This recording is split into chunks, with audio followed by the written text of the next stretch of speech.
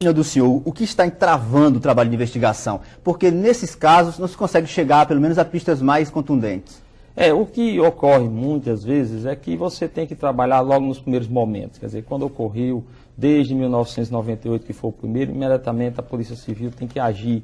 Porque nós sabemos que quanto mais o tempo passa, essas investigações ficam mais difíceis. Realmente, na calada da noite ou numa madrugada, você, como foram alguns casos, você retira uma criança que está dormindo em situações de insegurança, né, pela própria condição socioeconômica da própria família. Você entra num barraco, quer dizer, normalmente se tem porta nisso, apenas alguma coisa escorada, e tudo isso facilita a ação dessa criminalidade.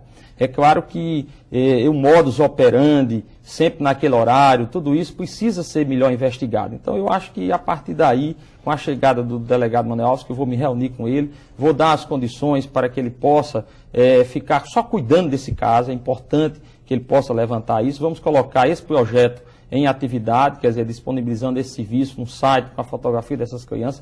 Vamos apelar para a sociedade, para aquele que ainda, você que está no Planalto, que tem alguma coisa que ainda não disse à polícia, ligue para o 0800 84 29 99 e esse sigilo dessa fonte será assegurado, a ligação é gratuita, para que a gente possa, Geide, conseguir alguns detalhes.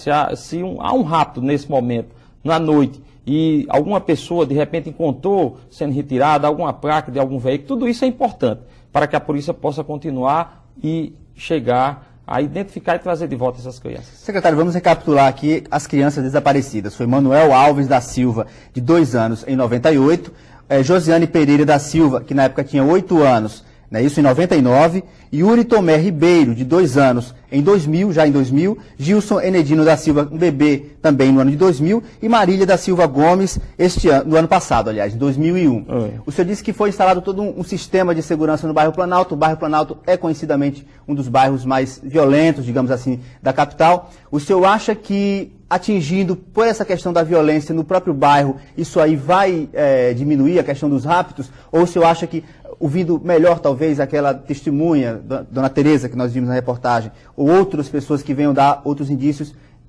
seria a solução? A necessidade de realmente se trabalhar para ontem nisso, né? Como eu comecei aqui dizendo na entrevista a você, Geide, a gente não está justificando o injustificável. Quer dizer, houve uma falha, se levar essas crianças, levou-se essas crianças por situações conjunturais. Agora, que a Polícia Civil, a Polícia Judiciária, a Polícia de Investigação tem que atuar, e tem que atuar com eficiência, tem que procurar exatamente buscar nos primeiros momentos essa rapidez nessa investigação é fundamental. Como nós estamos, e é importante dizer também que isso não é uma situação somente localizada ali, nós temos isso em alguns estados da Federação. A exemplo de um programa que foi implantado no Paraná e no Rio de Janeiro, esse sistema de identificação, de investigação, nós vamos dar viaturas descaracterizadas, vamos colocar agentes de polícia, escrivães, vamos dar, e vou fazer, inclusive, essa determinação e um apelo à nossa Polícia Civil para que, irmanado juntamente com o delegado Manuel Alves, a gente possa chegar a ter, se possível, o quanto antes de volta essas crianças, mas pelo menos identificar os responsáveis por esse fato que choca a todos nós. Pode-se dizer que o objetivo desse desaparecimento seria tráfico de órgãos? O que o senhor acha? Olha, as hipóteses são muitas. Quer dizer, você tem, de certa forma, algumas pessoas podem ter levadas para fazer adoção em outros estados da federação.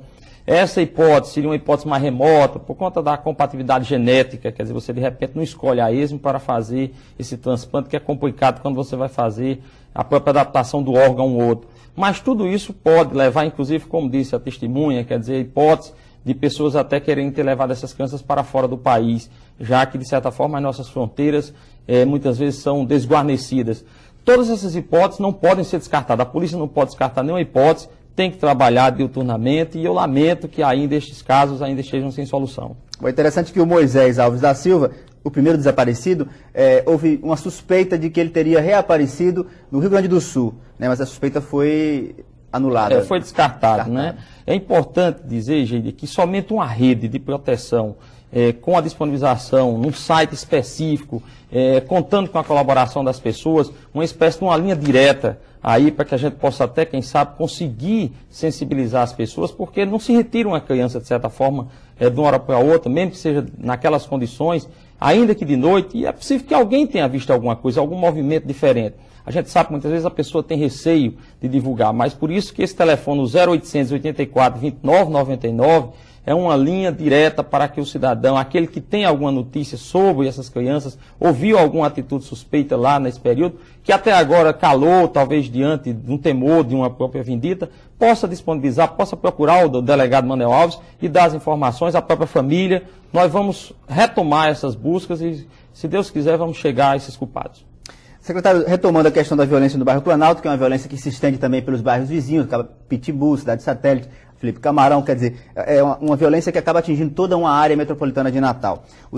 Várias vezes, enquanto eu estive em reportagem nesses locais, ouvi o depoimento das pessoas dizendo que, fim de semana, por exemplo, é muito comum aparecerem bandos a cavalo, armados, fazendo baderna ou assaltando, fazendo outras coisas. O senhor acha que essa presença ostensiva da polícia do Planalto pode modificar um pouco essa situação? Olha, depois da